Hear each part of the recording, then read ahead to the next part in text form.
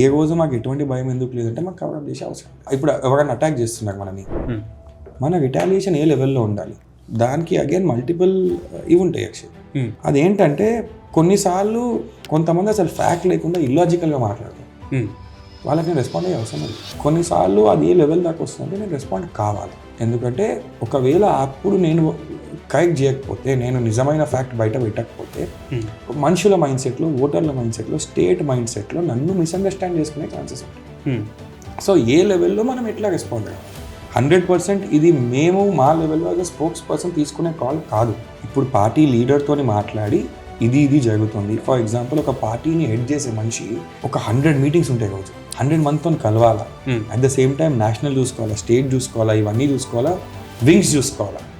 ఇవన్నీ చూసుకునే టైంలో సోషల్ మీడియా మీద కూర్చొని లేదంటే మీడియా ఛానల్ చూసి ఏం జరుగుతుందని ట్రాక్ చేసుకునే టైం వాళ్ళకు ఉండదు. అది మా రెస్పాన్సిబిలిటీ. ఇది ఇలా జరిగింది, ఇది ఇట్లా అయ్యింది, దీని మీద మా ప్రకారం ఇది చేయవచ్చు, then we leave it to the party leader. Her decision is final.